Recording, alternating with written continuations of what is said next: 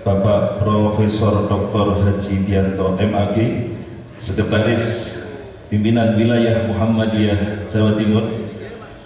Yang kami hormati Bapak Juwadi SPD, Ketua Pimpinan Daerah Muhammadiyah Kabupaten Jawa Timur, Kabupaten Nganjuk beserta jajarannya. Yang kami hormati Ibu Novita, Ketua Pimpinan Daerah Asia Kabupaten Nganjuk beserta jajarannya.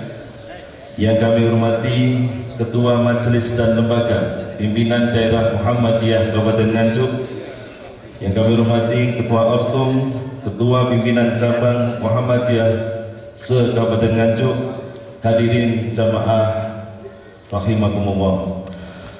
Puji syukur senantiasa kita aturkan kehadirat Allah Subhanahu wa taala dengan ucapan alhamdulillahirabbil alamin.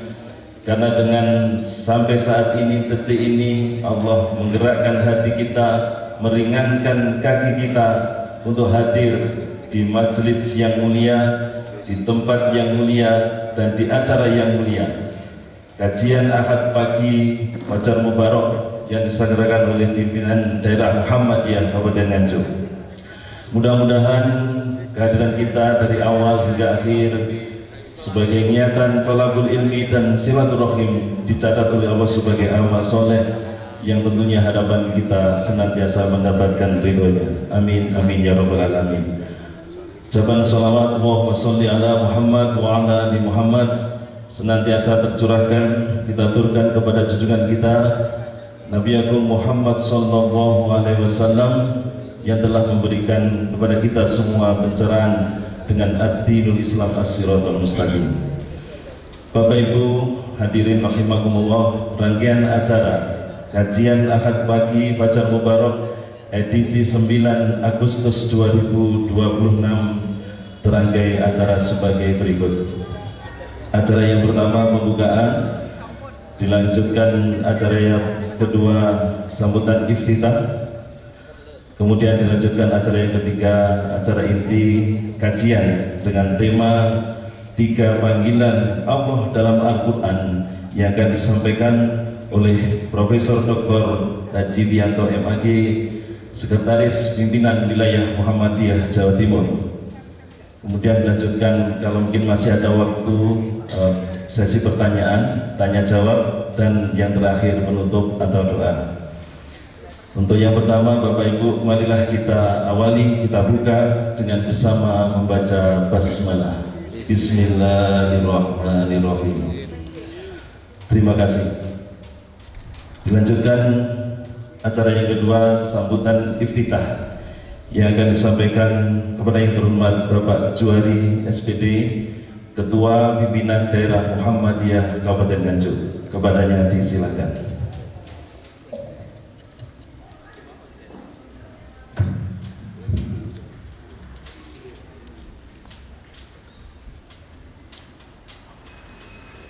Bismillahirrahmanirrahim. Assalamualaikum warahmatullahi wabarakatuh. Alhamdulillahirabbil alamin, hamdan thayyiban mubarakan fi kama yuhibbu rabbuna wa yarda. Allahumma shalli wa sallim wa barik ala nabiyyika Muhammad khatamil anbiya'i wal mursalin wa ala alihi washabihi ajma'in. Amma ba'd. Yang sama-sama kita muliakan, kita hormati Bapak Profesor Dr. Dianto, Sekretaris Wilayah Muhammadiyah Jawa Timur. Mudah-mudahan periode ke depan menjadi sekjennya Pak Mukti di depan, di pusat mudah-mudahan. Amin. Bapak-bapak anggota PDM dan ibu-ibu dari PDA serta Bapak Ibu jamaah pengajian Fajar Mubarak rahimakumullah. Sebelum beliau memaparkan kajian di pagi ini, ada kebiasaan dari beliau kalau hadir di Nganjuk ini saya ketiban campur untuk memberikan sambutan iftitah sekaligus untuk memberi kesempatan beliau menyaksikan bagaimana kehadiran jamaah. Kalau pengajian di NU Ngapunten itu rata-rata jamaahnya sudah siap 1 jam 2 jam sebelum kiainya datang. Tapi kalau di Muhammadiyah ini kiainya sudah siap dari 0 detik. Ini jamaahnya yang baru datang, khususnya di Pacar Mubarak. Saya kadang-kadang juga heran, pengajian dimulai dari jam 06.00 selesai jam 7.15. Ini jam 7:01 jamaah masih ada yang datang.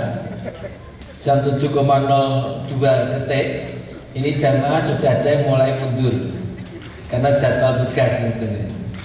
Mudah-mudahan tidak mengurangi khidmat kulalan panjenengan untuk mengikuti kajian Pacar Mubarak.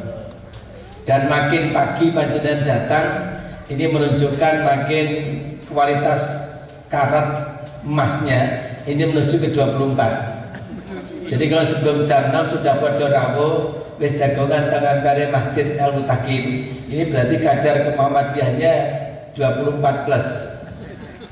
Menuju menit ke 1 sampai ke 10 ini ya 24 menuju 23. Jadi nanti ketika sudah jam 7:01 ya tetap emas, ngeten nggih. Seberapa kadar karatnya kita nggak tahu, ngeten nggih. Mudah-mudahan nanti ke depan semua menuju ke arah 24 karat. Amin Allahumma amin. Ibu bapak rahmatullah, sebelum nanti beliau menyampaikan paparannya atau artikel atau kajiannya, perlu kami sampaikan yang pertama, langkah PDM berkaitan dengan pengembangan dakwah dan daya dakwah di Nganjuk. Minggu atau 2 minggu yang lalu kami PDM Nganjuk dan PCM Kertosono serta PKU Kertosono, PKU Muhammadiyah Kertosono sudah menandatangani MOU kerjasama antara klinik Muhammadiyah Kertosono dengan Rumah Sakit Muhammadiyah Lamongan. Bentuknya profit sharing. Jadi nanti ke depan PKU Kertosono itu akan dibangun, dikembangkan kerjasama dengan Rumah Sakit Lamongan, Rumah Sakit Muhammadiyah Lamongan, agar peningkatan dari klinik rawat jalan menuju klinik rawat inap, kemudian 5 tahun ke depan insya Allah itu menjadi rumah sakit. Dengan prediksi suntikan dana dari Rumah Sakit Lamongan ini tidak kurang dari 134,5 meter.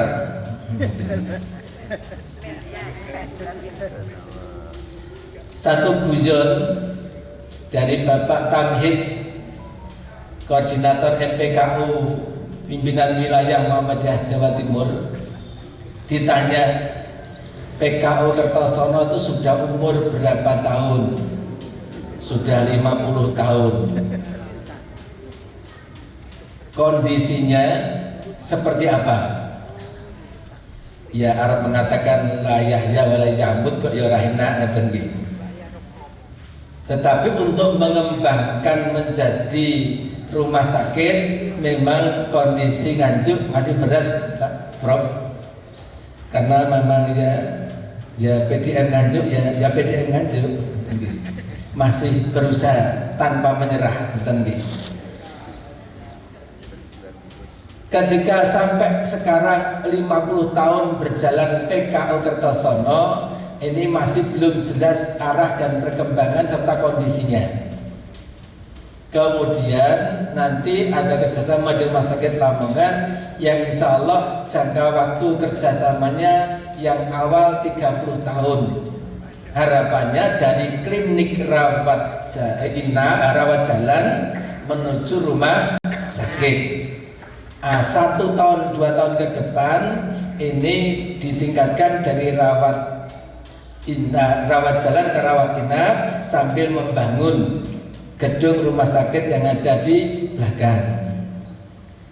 Dibutuhkan besok tenaga atau SDM-nya tidak kurang 150 orang tenaga. Dengan MOU prioritas adalah kader-kader Nganjuk yang punya kompeten. Bapak Ibu yang punya putu, punya nopo, monggo nek sakniki dikuliahkan di perawatan kedokteran, mungkin besok pas lulus mungkin pas rumah sakit berdiri. Dengan catatan kompeten. Mereka kula sendiri sudah daftar pertama. Saya daftar Pak, jadi asisten dokter. Jawabannya tegas, langsung ditolak ngoten nggih. Karena 2 hal, 1 enggak kompeten, yang 2 expired, umurnya sudah enggak memenuhi syarat. Kemudian yang kedua Ibu Bapak, kami laporkan juga pada Pak Probianto bahwa PDN Nganjuk berusaha untuk mencoba membangkitkan, menguatkan sisi ekonomi. Tapi yo ngono, Nganjuk iki yo rada piye ngeten gini Gun. Ki nek bergerak di ekonomi ngono kok abet. Wong Nganjuk ki nek gak dibuanterke kangge uang ngeten kurang marem. Ya Ustaz Zainal Arifin mungkin dari Sampang juga mengatakan abot ngeten mawon. Nek wong saya dulu ketika di Tuban abut gitu. Tapi nek Nganjuk gak mengeluarkan betul, buat betul. Tetapi tetap berjalan. Rencana kita untuk mengembangkan Suli 5 di Nganjuk sekarang ada titik terang dengan bertahap. Tahapannya yang sekarang ini nanti kita penetrasi pasar. Jadi kita tetap pakai produk Suli 5 dari Tuban. Kemudian nanti kita ada distributor tunggal yang dipegang oleh Bapak Haji Muhaimin. Kemudian nanti kalau pasar sudah tertata, nanti baru produknya tidak ngambil dari Tuban, tapi sudah produk sendiri di Nganjuk. Tugas kulon jenengan sebagai kader dan warga Muhammadiyah, jenengan ngombe air merek apapun sama kemasan botol sama gelas yo bazar gitu tumbas mbuh le mbuh mbuh sele dan sebagainya bazar. Dan jenengan begitu bayar selesai, jenengan unjuk ada di gua selesai. Tetapi nanti kalau Suli 5 itu ada bagian untuk dakwah Muhammadiyah, ada bagian untuk lazismu, untuk kepedulian sosial, sekaligus nanti ke depan ada potensi menjadi bagian dari sumber dana dakwah Muhammadiyah Nganjuk. Setuju apa mboten? Setuju nek ketok isih 30%. Setuju mboten? Setuju. Alhamdulillah. Jawabannya boten setuju tok.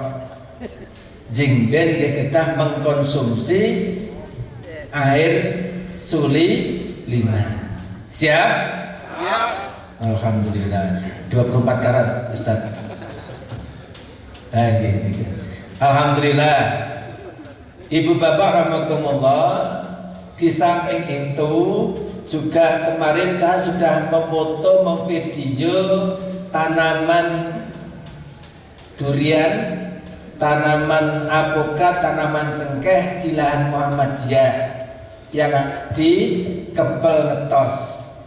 Alhamdulillah tumbuhnya bagus. Ya ada beberapa yang KO karena memang musim kemarau, dan ini harus membayar orang untuk ngocor 1 minggu 2 kali. Mudah-mudahan 2-3 tahun ke depan sudah ada tanda-tanda produk yang bisa digunakan untuk membantu pengembangan dakwah. Paling gak ini nganjuk ya duwi ngeten nggih. Plus kemarin kami juga sudah pas ngaji di Sukomoro. Ini di salah satu kader Pak Arif ini juga punya bibit yang belum tertata dengan baik, bibit mulai dari avokat, anek sawo macam-macam.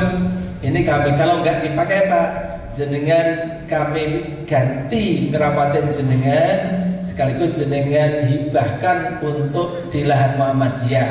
Beliau mengatakan siap. Dan insyaallah begitu musim penghujan nanti akan kami dongkel, kemudian kami pindahkan ke lahan Muhammadiyah yang masih cukup untuk menampung tanaman tadi. Harapannya ke depan menjadi bagian dari sumber dana dakwah. Terima kasih.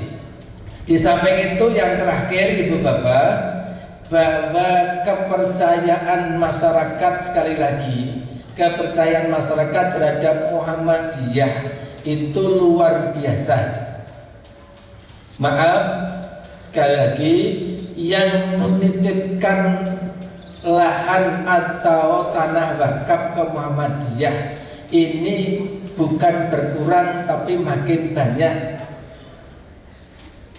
makin mempercayakan kepada Muhammadiyah.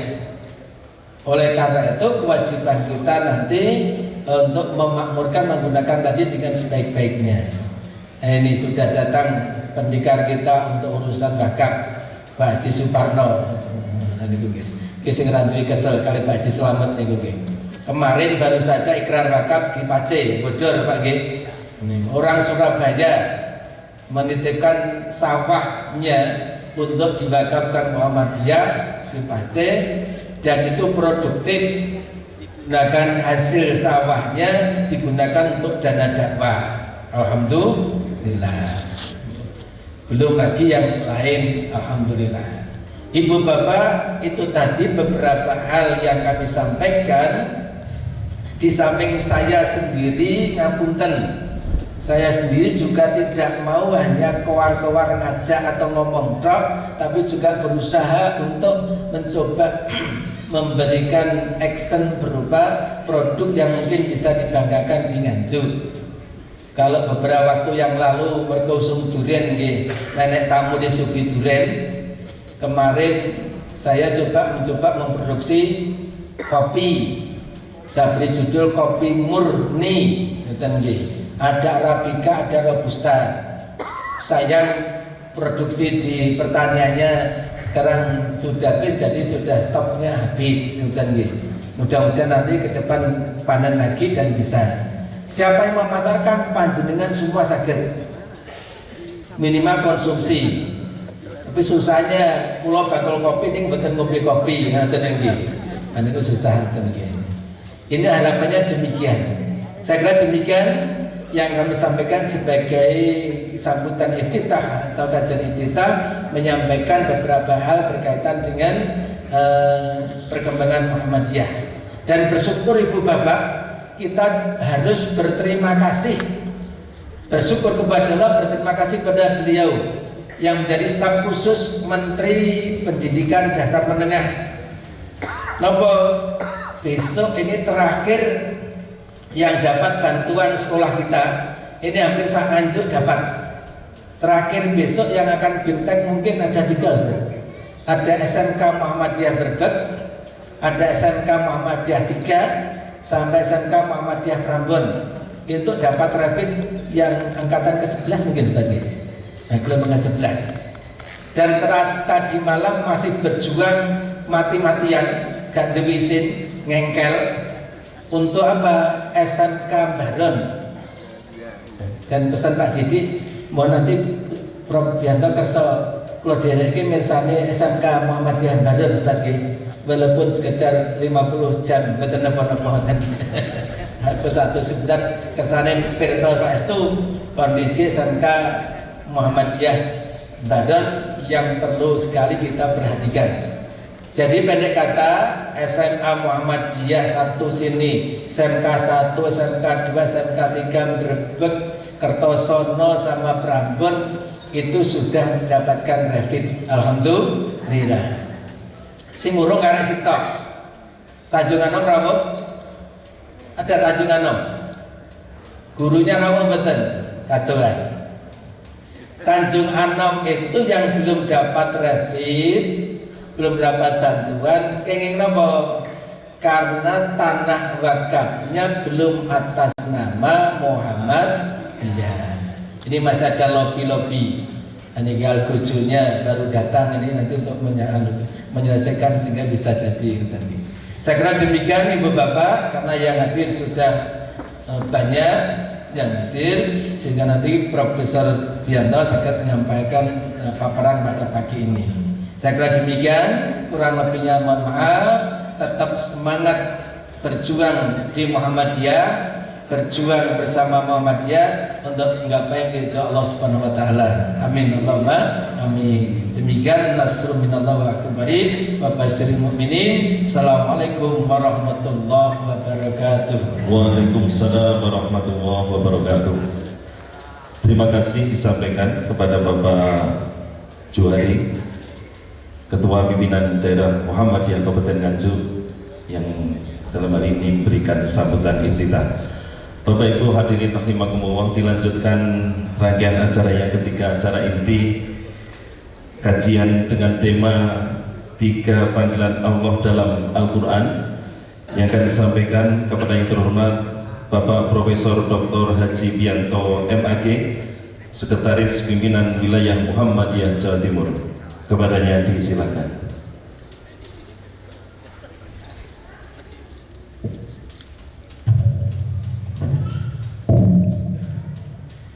Bismillahirrahmanirrahim.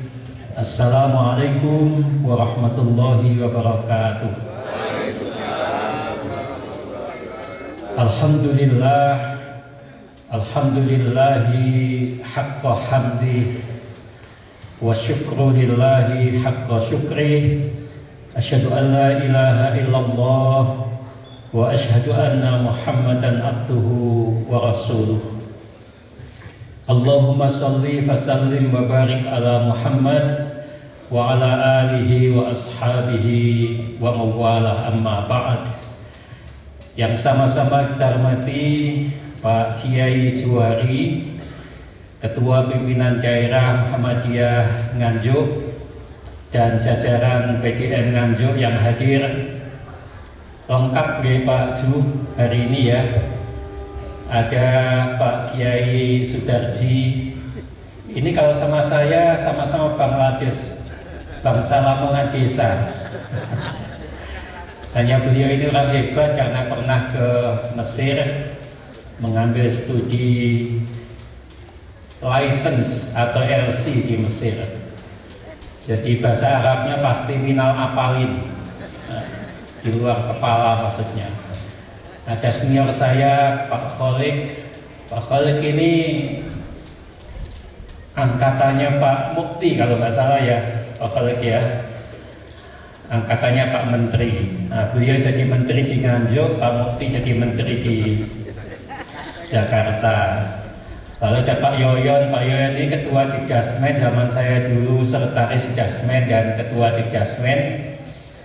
Kalau saya absen nggak, waktunya nggak cukup ya.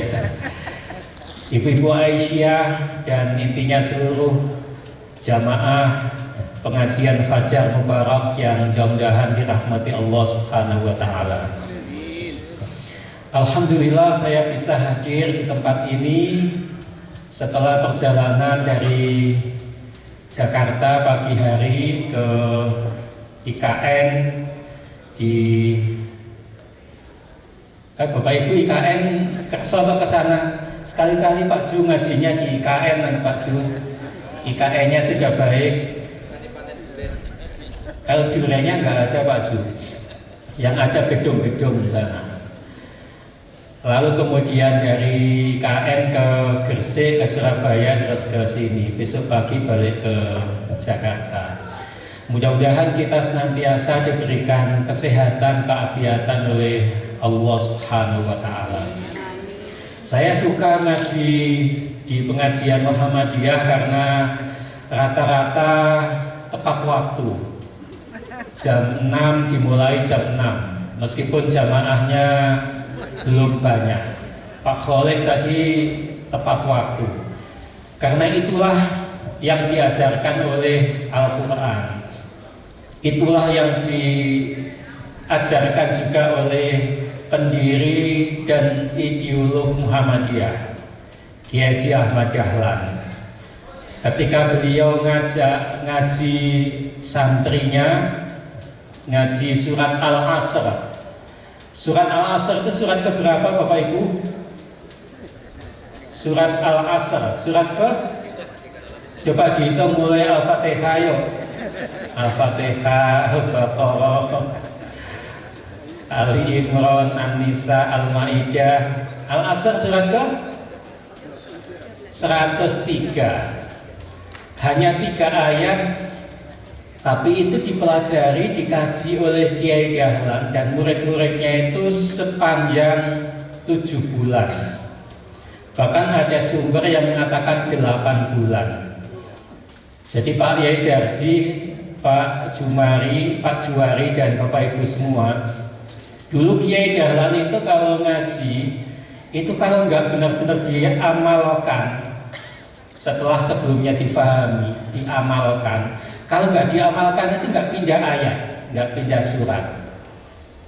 Dan karena itu maka ngaji pada zaman Kiai Dahlan dulu itu ngajinya lama-lama. Ngaji surat Al-Ma'un misalnya. Surat Al-Ma'un itu surat keberapa Bapak Ibu? Surat keberapa Pak Khalid? Saya nggak berani berdiri senior ya. Surat Al-Ma'un surat ke-107. Hanya 7 ayat, tapi itu dipelajari Kiai Dahlan dan murid-murid beliau itu selama 3 bulan baru pindah setelah benar-benar diamalkan. Nah, surat Al-Asr itu lebih lama lagi, dipelajari selama 7 atau 8 bulan. Karena kita menyadari betul pentingnya menghargai waktu, respect to the time dalam bahasa Nganjuk. Menghargai waktu itu penting, karena itu jam 6 dimulai, jam 6 persis Pak Yai Juwari ngajak saya untuk naik ke panggung ini. Nah, karena itu mudah-mudahan ngaji kita berkah pada pagi hari ini. Rasulullah SAW bersabda, "Man kharaja fi talabil ilmi, fahuwa kana fi sabilillahi hatta yarji'a." Nabi bersabda, "Man kharaja, barang siapa yang keluar rumah." Tadi kan Bapak Ibu keluar rumah, ada yang ngajak istri, ngajak suami, ngajak anak-anak untuk fi talabil ilmi, untuk ngaji di tempat ini. Maka selama kita ngaji di tempat ini, Rasul mengatakan fahuwa kana fi sabilillah. Kita itu selama berada di majelis ilmu seperti ini, itu seperti sedang berjuang di jalan Allah, sedang berada di jalan Allah. Hatta yarji'a, hingga kita pulang kembali ke rumah masing-masing. Jadi kalau ada apa-apa selama perjalanan kita keluar rumah sampai di sini, lalu di sini sambil duduk nyantai gini sambil ada yang berdoa, Bismika Allahumma ahya wa bismika amut, terus matanya melek merem terus merem sungguhan, terus dibangunkan waktu ngajinya selesai bangun, tinggal mangane Pak Ju. Ternyata misalnya nggak bangun, lalu temannya bilang inna lillahi wa inna ilaihi rajiun, misalnya sedo meninggal, maka orang itu meninggalnya dalam keadaan tadi fahuwa kana fi sabilillah. Orang itu meninggal dalam keadaan sebagai syahid. Jadi meninggal dalam keadaan sedang menuntut ilmu itu, meninggal kita dihitung sebagai meninggal laksana sedang berjuang di jalan Allah. Karena itu rajin-rajinlah kita untuk menuntut ilmu seperti ini, ya, supaya kita terus tercerahkan, ya, mendapatkan pencerahan, mendapatkan ilmu yang bermanfaat. Bapak Ibu, pagi ini kita akan membahas sampai jam 7:04 ya Pak Ju ya, sampai jam 7:04 soal 3 panggilan Allah yang ada dalam Al-Quran. Topik ini diberikan oleh Pak Kholik kepada saya, dan kalau Bapak Ibu cermati 3 panggilan Allah dalam Al-Quran itu kalau kita sebut singkat, yang pertama apa ayo? Yang pertama apa? Yang pertama sholat. Yang pertama sholat. Yang kedua apa? Yang kedua haji. Haji yang kedua. Yang ketiga apa? Kematian. Yang ketiga kematian. Nah, yang pertama kita bahas. Yang pertama adalah sholat. Setiap menjelang waktu atau begitu masuk waktu sholat, kita selalu dipanggil dengan panggilan apa? Hayya 'alas sholah, hayya 'alal falah. Tadi pagi mungkin sebelum jamaah subuh, Bapak Ibu bangun lebih awal untuk sholat tahajud. Nggih, bener nggih? Sholat tahajud. Mungkin ada yang berjamaah suami istri di rumah 11 rakaat. Setelah itu menuju ke masjid untuk jamaah subuh. Ibu-ibu disemangati bapak-bapak ini, karena kewajiban bapak itu jamaah sholatnya itu di masjid, bukan di rumah. Kalau ada bapak-bapak ini jamaahnya di rumah, itu namanya laki-laki sholihah, itu namanya. Bukan laki-laki soleh, tapi laki-laki sholihah. Karena apa? Karena jamaah itu di masjid. Bapak-bapak jamaahnya di masjid. Kalau ibu-ibu agak longgar, ya, bisa di rumah, bisa bersamai suami untuk jamaah di masjid. Tapi bapak ini diupayakan untuk bisa jamaah sholat 5 waktu itu di masjid, di musola terdekat. Sebelum jamaah subuh, Bapak Ibu melakukan sholat sunnah 2 rakaat. Namanya sholat apa? Sholat fajar, sholat qobliyah subuh. Rakaat al-fajri khairun minad dunya wa ma fiha. 2 rakaat sebelum fajar, sebelum sholat subuh itu lebih baik, kata Allah, daripada dunia dan isinya. Jadi luar biasa. Karena itu panggilan sholat harus ditunaikan. Lalu kemudian kita jamaah sholat subuh. Man sholat subha fi jama'atin faka'annama sholal laila kullah. Kata Rasulullah, barang siapa yang sholat subuh fi jama'atin dengan berjamaah, faka'annama sholal laila kullah, maka ia sama dengan sholat sepanjang malam. Keutamaannya luar biasa. Lalu kemudian setelah sholat subuh berjamaah, berzikir, berdoa, kemudian kita bersiap menuju di majelis ilmu ini. Dan setiap langkah kita ke majelis ilmu seperti ini, nilai ibadahnya, nilai pahalanya tentu luar biasa. Bahkan sepanjang kita berada di majelis ilmu seperti ini, berlaku hadis tadi, fahuwa kana fisabilillah. Kita bagaikan sedang berjuang di jalan Allah. Hatta yarji'a, hingga kita pulang kembali ke rumah masing-masing. Karena itu maka kalau kita lihat ritme hidup kita itu Bapak Ibu, sepanjang 24 jam hidup kita itu, kalau kita perhatikan kewajiban sholat kita itu kan 5 kali ya kewajibannya. Tapi saya yakin Bapak Ibu tidak 5 kali sholatnya. Ada sholat tahajud, ada sholat apa lagi? Duha, ada apa lagi? Mungkin sholat-sholat sunnah yang lain Bapak Ibu kerjakan. Dan karena itu tidak berlebihan kalau dikatakan sholat itu bisa mencegah dari perbuatan yang fahsya dan mungkar. dari perbuatan yang tercela. Karena inti sholat itu mengingat Allah. Dan setiap tadi siklus hidup kita itu subuh, zuhur, asar, maghrib, isya itu kan siklus ya, perputaran hidup kita yang kita selalu diingatkan dengan hayya 'alas shalah, hayya 'alal falah, untuk mengingat Allah. Nah, kalau kita itu mengingat Allah sepanjang 24 jam itu, maka tidak mungkin kita akan tergoda untuk melakukan perbuatan yang tercela.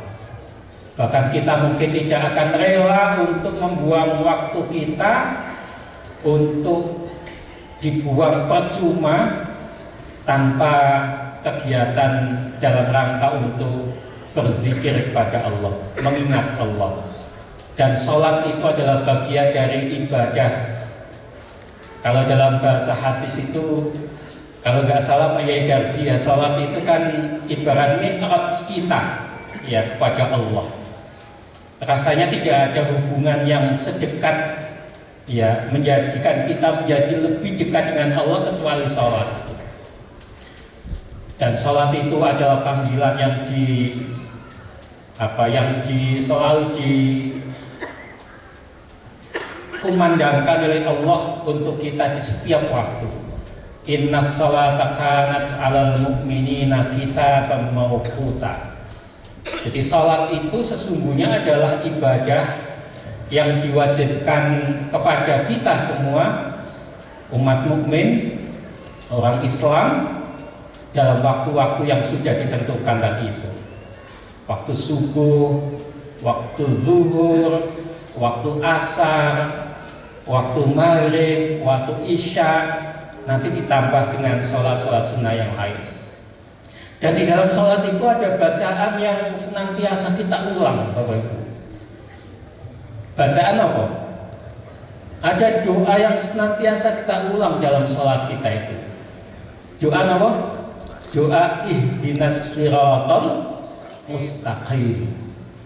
Kalau kita jumlah rakaat wajib kita ini kepinten Bapak Ibu? Jumlah rakaat wajib sholat 5 fardu kita, 5 waktu kita berapa jumlahnya? 17. Nanti ditambah tahajud 11, ditambah duha 2 rakaat atau 4 rakaat atau 6 rakaat. Berkali-kali kita berdoa dengan doa yang sama.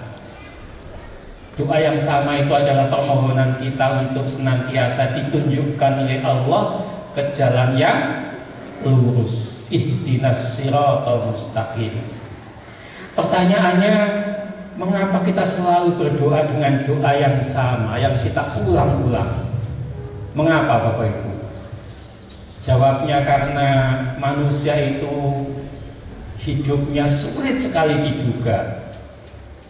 Dalam bahasa Jawa sering dikatakan menungso iku ibarat esuk dele sore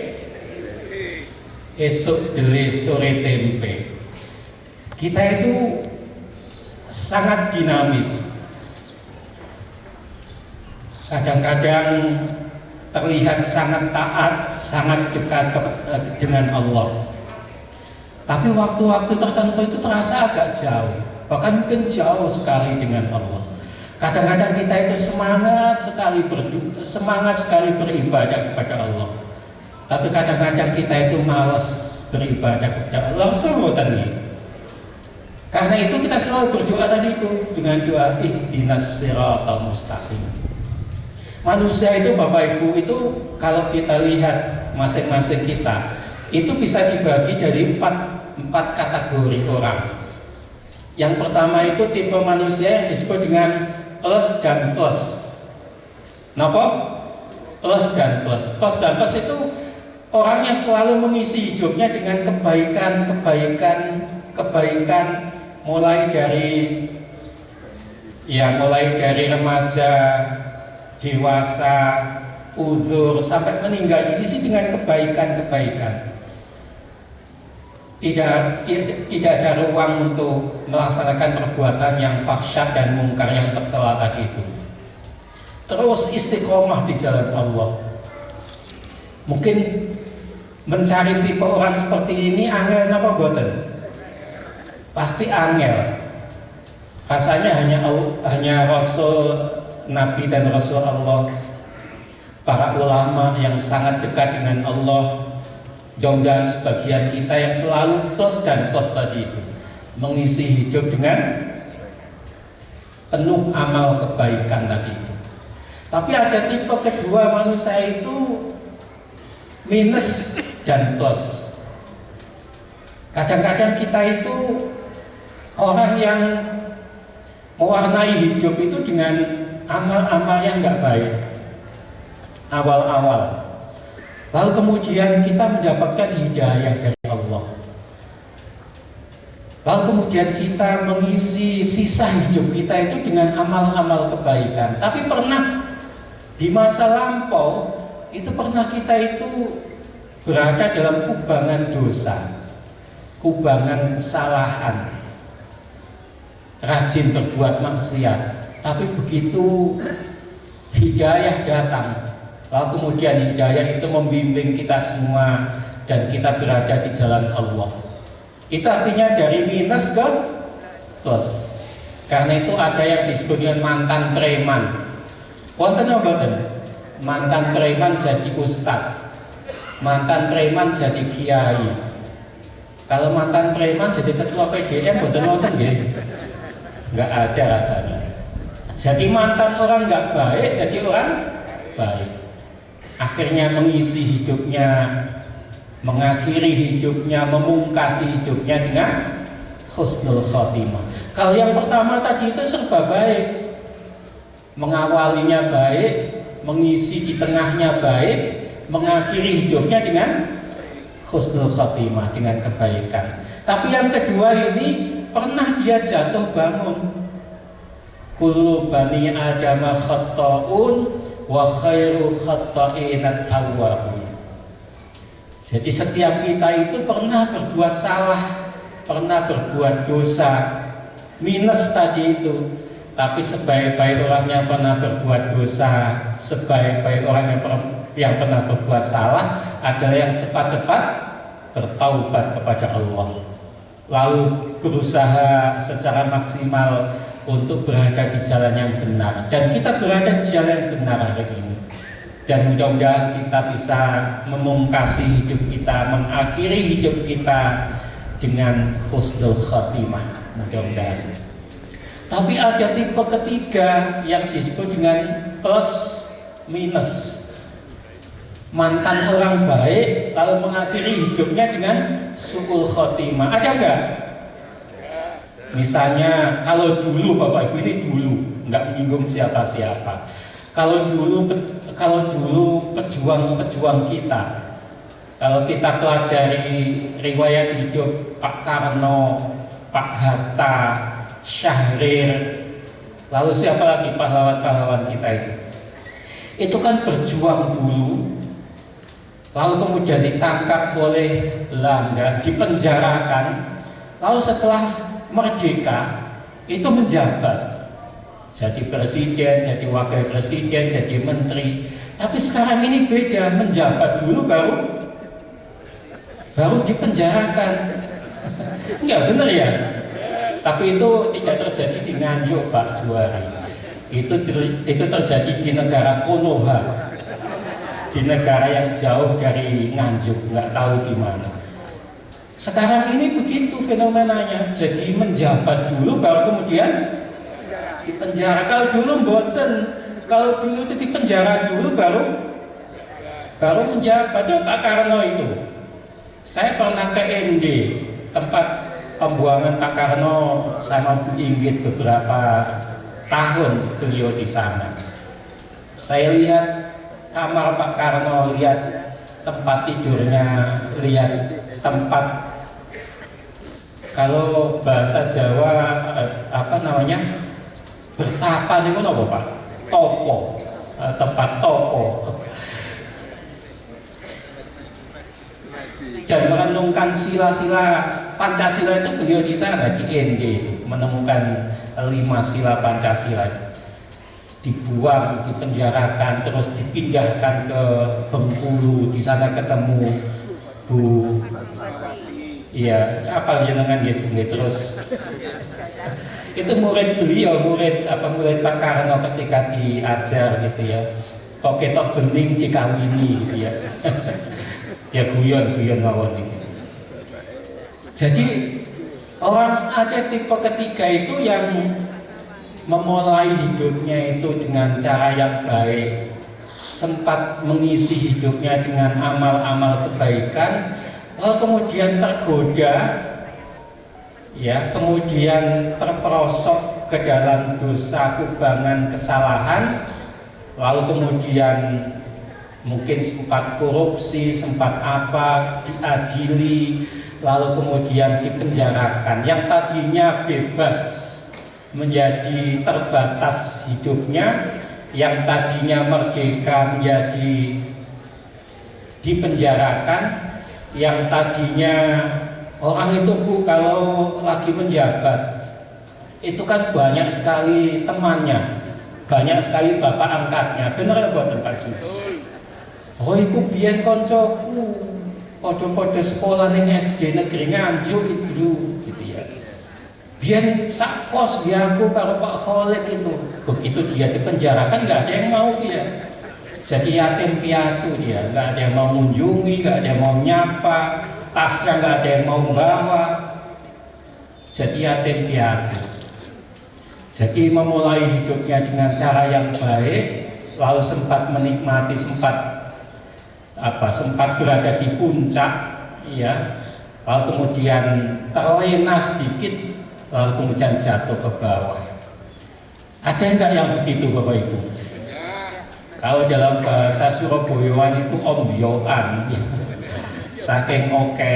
Mudah-mudahan kita tidak termasuk yang seperti itu. Mudah-mudahan saudara-saudara kita yang sedang dipercaya menjabat tidak sampai terlena, ya, tidak sampai terperosok, lalu kemudian hidupnya yang tadinya terhormat mudah-mudahan tidak sampai terhinakan, mudah-mudahan. Nah yang keempat itu minus dan minus. Ini lawan dari yang pertama tadi itu. Jadi memulai hidupnya dengan cara yang nggak baik, mengisi dengan amal-amal tercela, mengakhiri hidupnya dengan su'ul khotimah, nggak sempat berbuat baik. Minimal Bapak Ibu kita itu jatuh bangun, tapi pada ujungnya nanti kita husnul khotimah minimal. Kalau tidak bisa terus menjaga ritme ibadah kita, karena itu sholat itu menjadi penting. Panggilan sholat itu mengingatkan kita untuk dekat dengan Allah, mengingat Allah. Karena apa? Karena kalau orang itu senantiasa mengingat Allah, maka dijamin orang itu nggak akan pernah terlena untuk melakukan perbuatan yang tidak baik. Rasanya nggak ada orang yang mau berzina kalau ia sedang mengingat Allah. Nggak ada orang yang mau berbuat korup kalau ia sedang mengingat Allah. Jadi sholat itu menjadi pemandu, menjadi pemandu. Utlu ma uhiya ilaika minal kitabi. Lanjutannya apa? Wa aqimis salata innas salata tanha 'anil fahsya'i wal munkar wala dzikrullahi akbar wallahu ya'lamu ma tasna'un. Jadi sholat itu bisa menjadi pemandu, karena itu panggilan Allah yang pertama yang harus kita tunaikan adalah ibadah sholat. Nah yang kedua Bapak Ibu, sekarang yang kedua. Yang kedua tadi apa? Haji. Haji itu panggilan Allah. Wa adzin fin nasi bil haji yaitu karijalan wa ala kulli dhamiri yaktina min kulli fajjin amik. Terus nggih Pak Darsi nggih. Kalau nggak pas nih Pak Darsi saya diingatkan. Kalau nggak salah Al-Hajj ayat 27 kalau nggak salah. Jadi itu perintah Allah pada Nabi Ibrahim. Wahai Ibrahim, wa adzin fin nasi bil haji, panggillah manusia itu untuk menunaikan ibadah haji, untuk datang padamu. Maka orang akan datang, mereka akan datang dengan berjalan kaki, ya. Lalu kalau dulu dengan kendaraannya pakai unta, Bu, pakai unta yang datang dari seluruh penjuru. Kalau kita sekarang kan datangnya tidak pakai unta, ya kan? Pakai motor mabur gitu. Kalau nggak pakai kapal laut. Jadi haji itu panggilan Allah. Dan itu orang yang berhaji itu dalam hadis itu disebut sebagai dhuyufullah, dhuyufur rahmah, al-hujjaju wal ummaru wafdullah.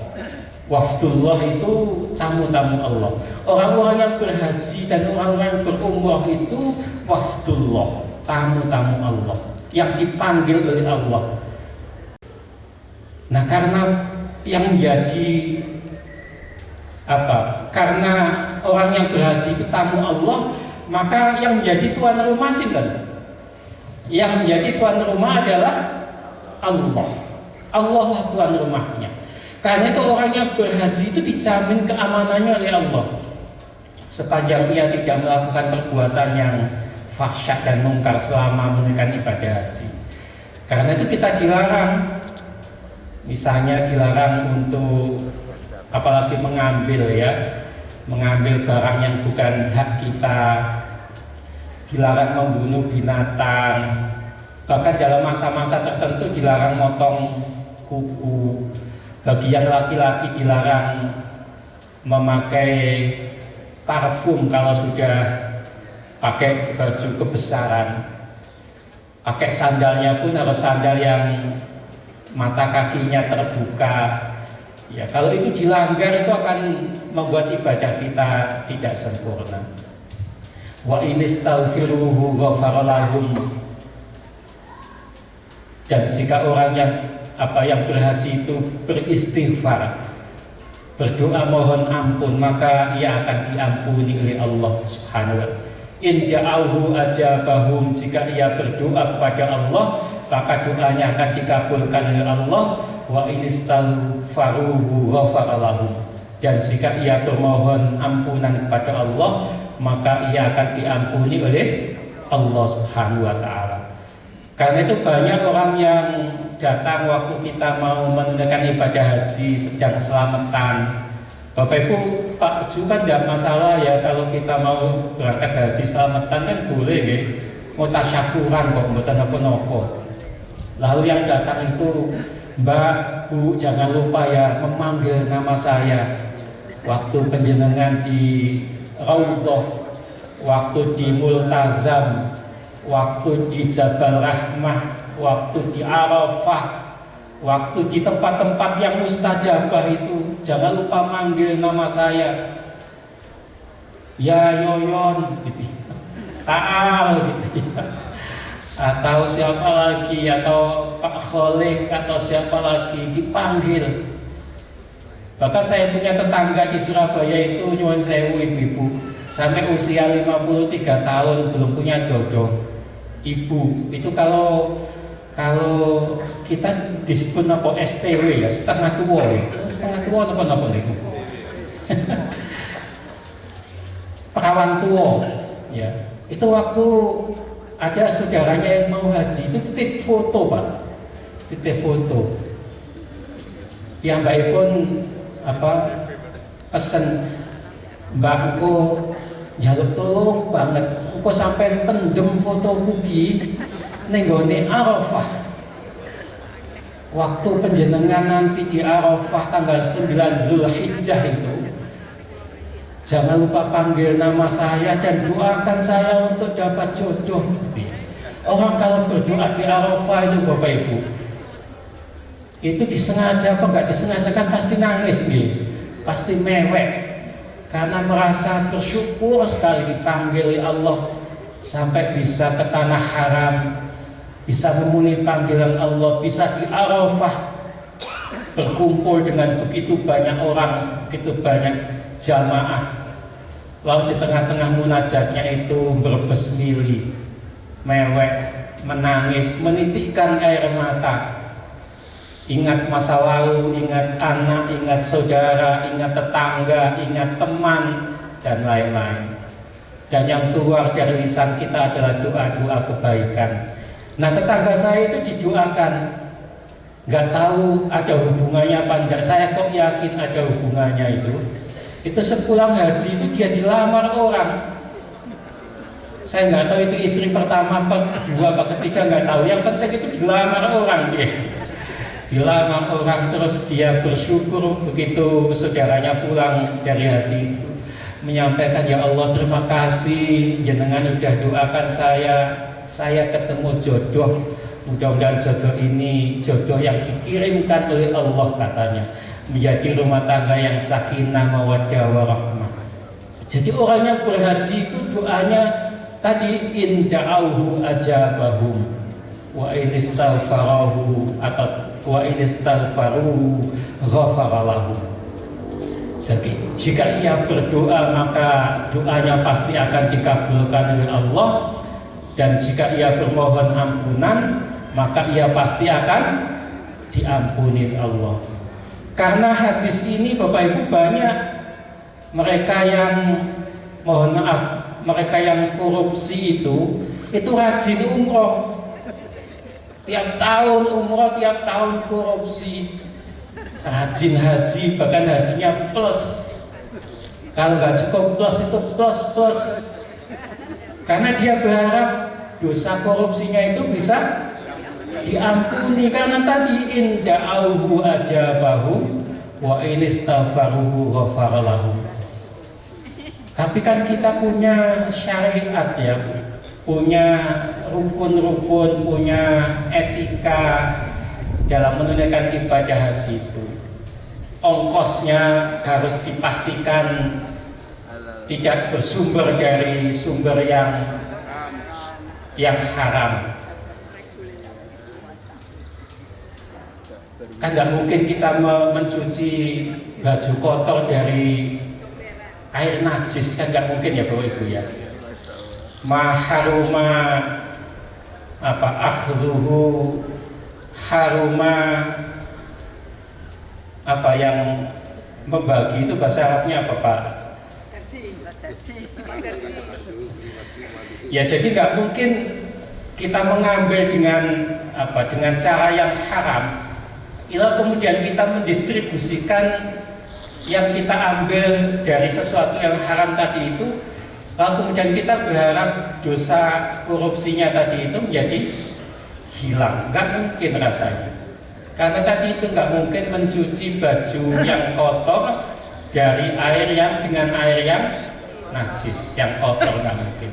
Baju itu pasti tetap akan kotor adanya.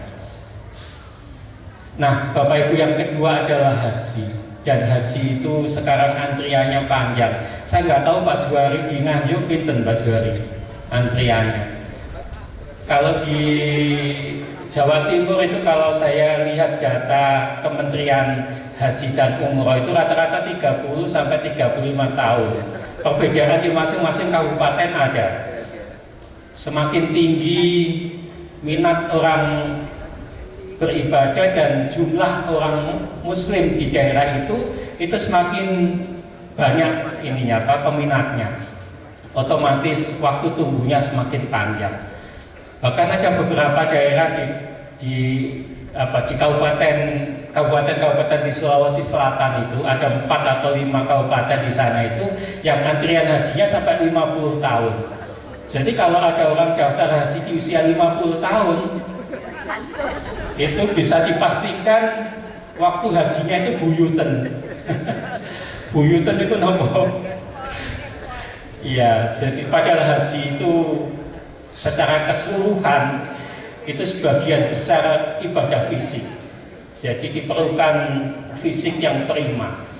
Nah, karena itu mudah-mudahan yang belum berhaji, yang mudah-mudahan diberikan waktu untuk diberikan kesempatan untuk dipanggil Allah menunaikan ibadah haji ketika fisiknya masih prima. ketika masih sehat walafiat, sehingga ibadahnya menjadi ibadah yang sempurna. Nah, yang ketiga Bapak Ibu, panggilan ketiga itu adalah kematian. Kan ada lagunya itu ya, bila Israel gimana? Datang memanggil, apa buat terusannya itu? Jasad, apa? Di pembaringan, bila Israel datang memanggil, badan akan menggigil, akan kedinginan. Ada ya itu ya, lagunya kan ada ya. Nah, dalam Al-Quran panggilan kematian itu ada. Kullu nafsin dha'iqatul maut, itu diulang 3 kali dalam Al-Quran. Nanti Bapak Ibu cari ayat-ayat yang bahas kullu nafsin dha'iqatul maut, wa nabluukum bisyarri wal khairi fitnah wa ilaina turja'un. Ada kullu nafsin dha'iqatul maut thumma ilaina turja'un. Ada lagi yang terkait dengan hari akhirat. Walikulli ummatin ajal fa idza jaa ajaluhum la yastakhiruna sa'ah wa la yastaqdimun. Itu kan ayat-ayat yang memanggil, panggilan kematian. Kalau tadi panggilan sholat itu Bapak Ibu masih bisa mundur. Ketika dipanggil hayya 'alas shalah, hayya 'alal falah, persis waktu asar.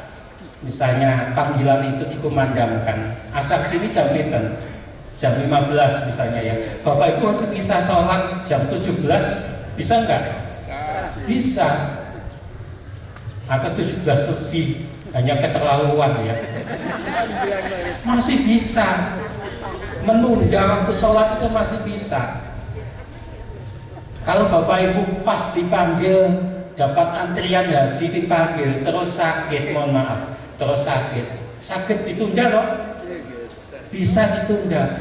Tapi kalau Bapak Ibu dipanggil kematian, la yastakhiruna sa'ah wa la yastaqdimun, tidak ada waktu untuk mundur dan tidak ada waktu untuk memajukan. Hari itu juga akan dicabut. Ainama takunu yudrikumul maut.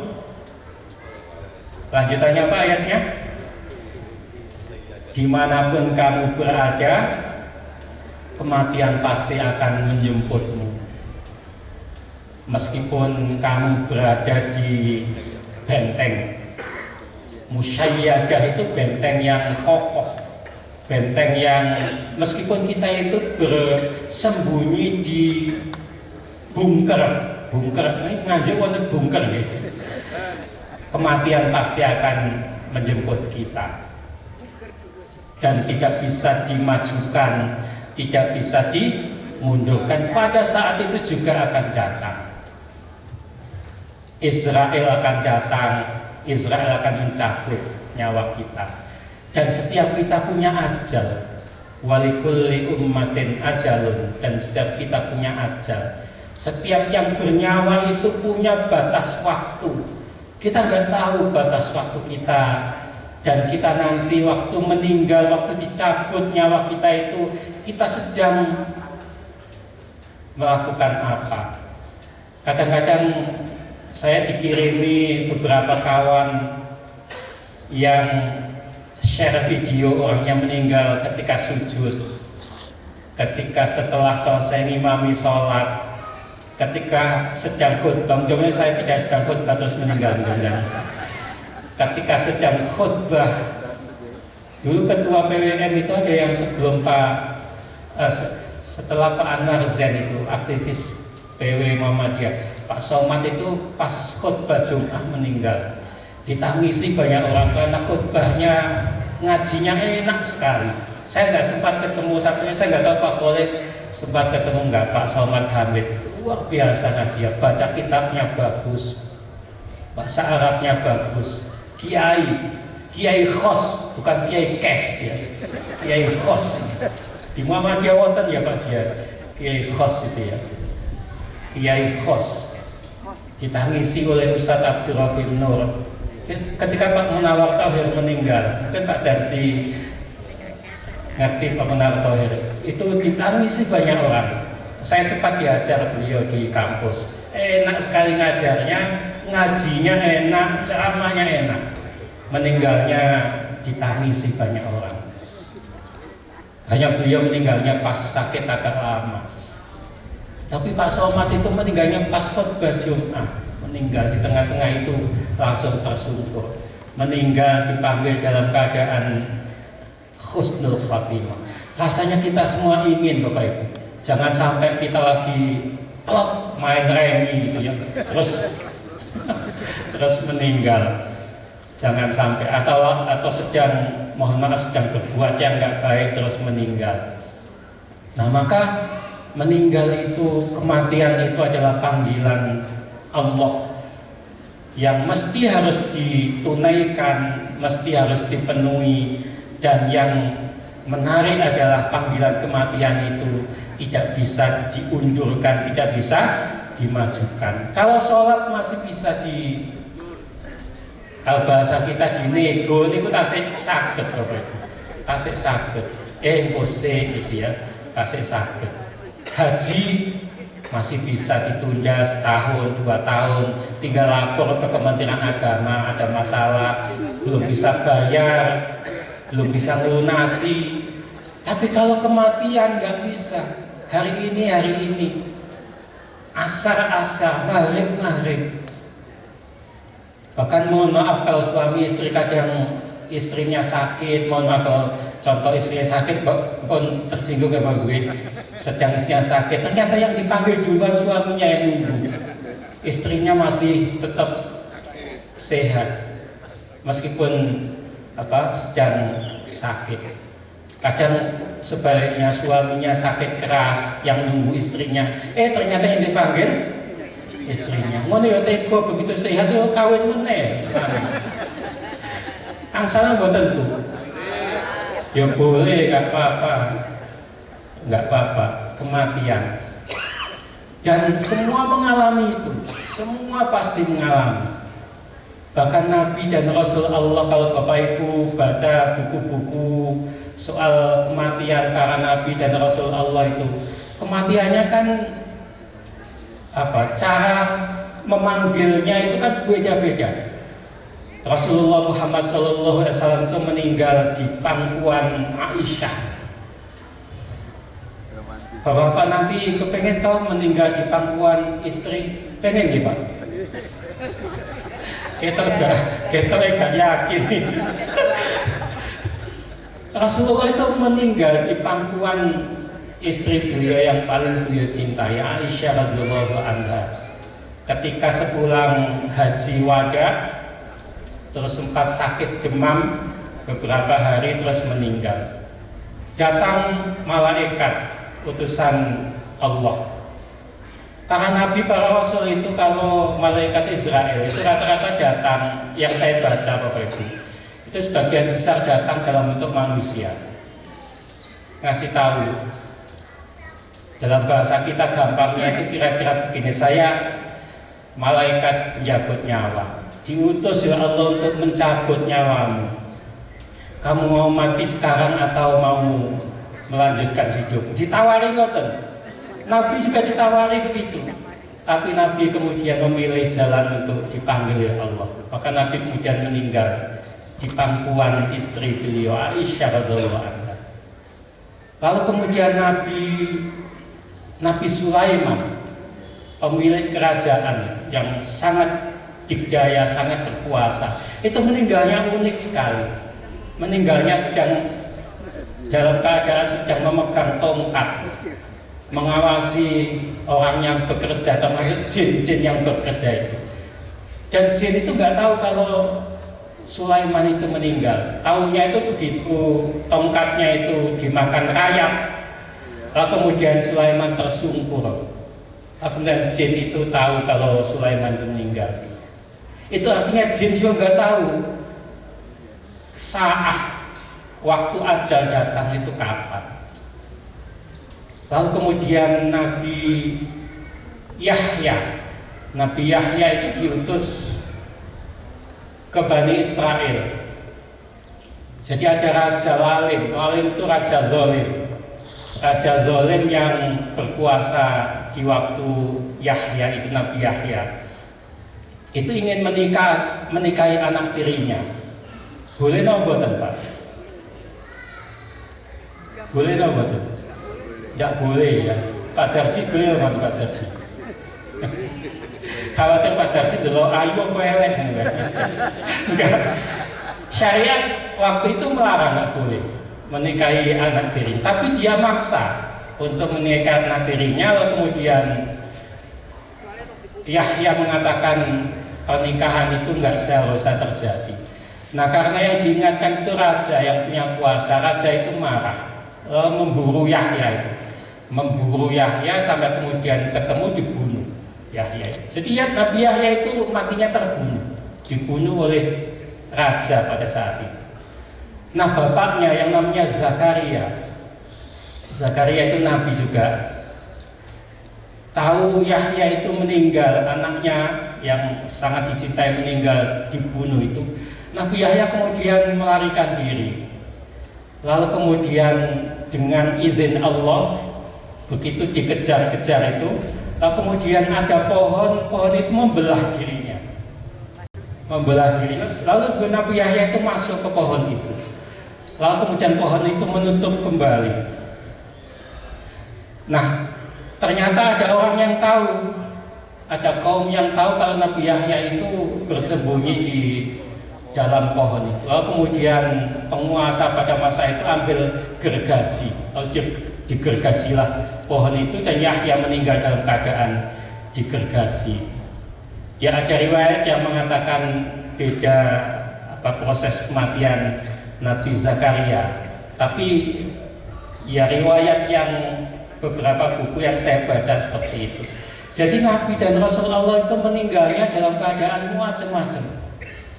Karena itu ayat ainama takunu yudrikumul mautu walau kana fi burujin musyayyadah, itu menjadi pengingat kita semua. Dimanapun kamu berada, dimanapun kita berada, yudrikumul mautu, kematian itu pasti akan menjemputmu, kematian itu pasti akan mendatangimu. Walau kana fi burujin musyayyadah, meskipun kamu, kita semua bersembunyi di balik benteng yang kokoh, seperti Zakaria itu, Nabi Zakaria bersembunyi karena izin Allah tadi itu di dalam pohon, ketemu juga dan terbunuh juga. Itu artinya Bapak Ibu, kematian itu pasti datang, pasti menyebut kita, dan ajal batas waktu itu kita nggak tahu kapan. Karena itu maka sebaik-baik kita adalah kita yang senantiasa siap apapun dipanggil Allah, dan sebagai wujud persiapan kita itu adalah beribadah dengan ibadah yang sebaik-baiknya. Man yazra yahsud, barang siapa yang menanam dia akan memanen. Kalau kita menanam dengan tanaman-tanaman yang baik, kebaikan-kebaikan, maka kita akan panen di dunia ini, di akhirat kelak dengan kebaikan-kebaikan yang dilipat gandakan oleh Allah Subhanahu wa Ta'ala. Sudah 7/4 Bapak Ibu, dan 3 panggilan Allah sudah saya sampaikan.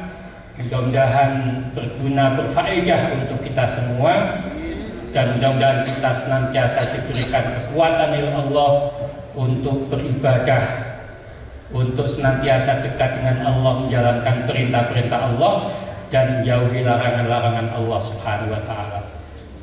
Ada pertanyaan atau langsung diakhiri doa, Pak Ju?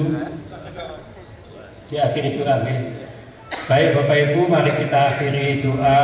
Mudah-mudahan doa kita diijabahi oleh Allah Subhanahu wa Ta'ala.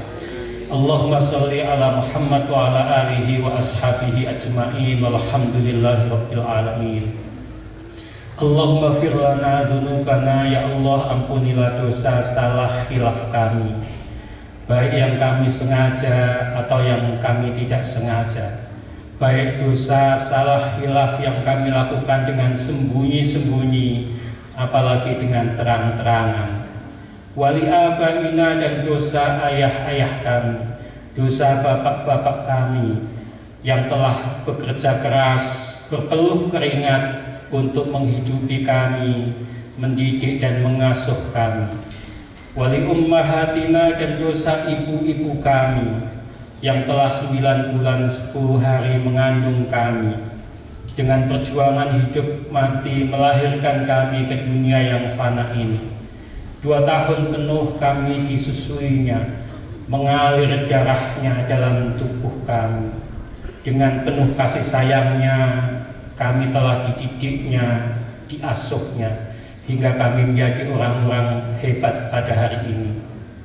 Untuk kedua orang tua kami yang masih hidup, sahih jasadahuma, berilah kesehatan pada keduanya.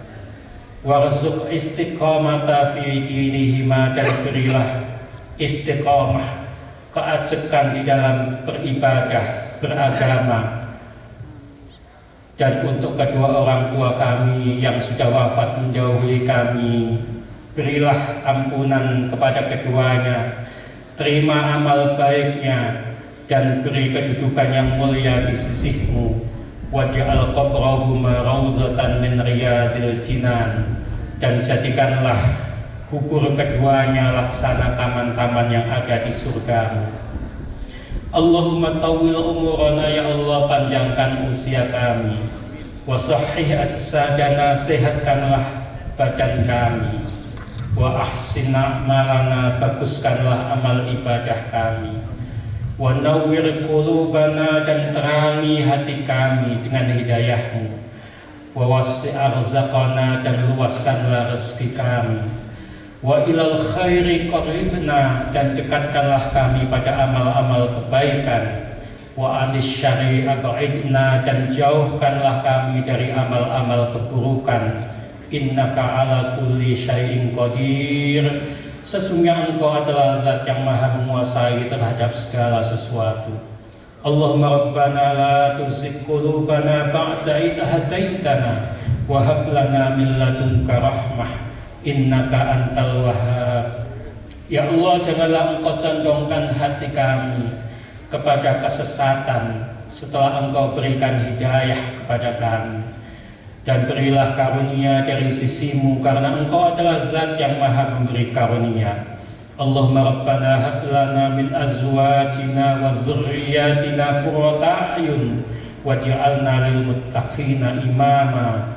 Allahumma rabbana atina fid dunya hasanah wa fil akhirati hasanah wa qina adzabannar wa qina adzabannar. Subhana rabbika rabbil izzati amma yasifun wa salamun ala mursalin walhamdulillahi rabbil alamin.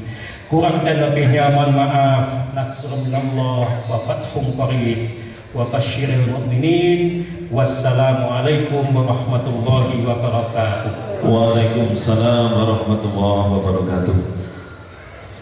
Terima kasih disampaikan pada yang terhormat Bapak Profesor Dr. Haji Bianto MAG, Sekretaris Pimpinan Wilayah Muhammadiyah Jawa Timur.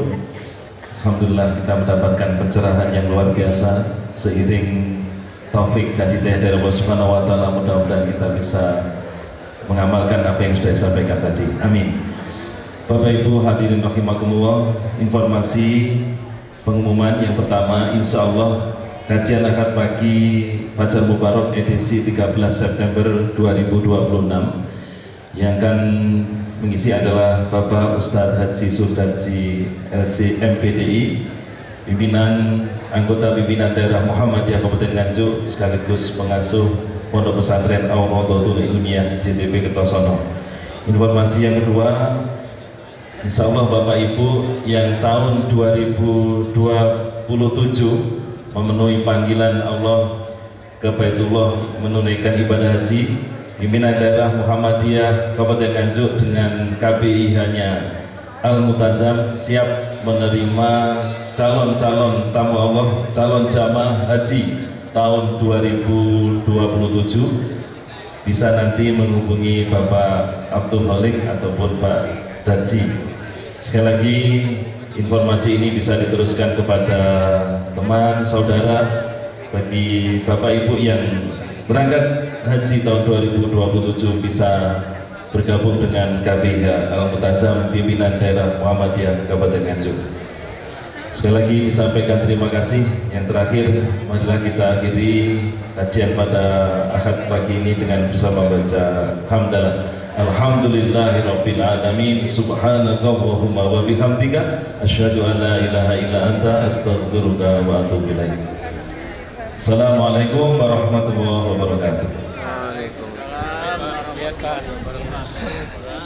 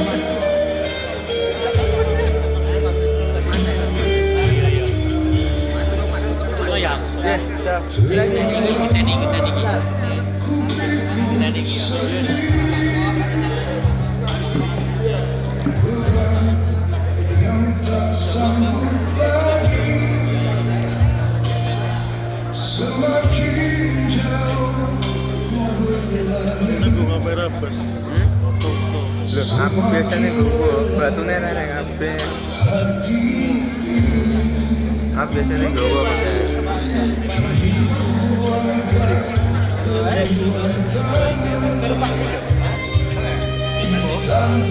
harus pas bos, dari paketannya aku. Paketan.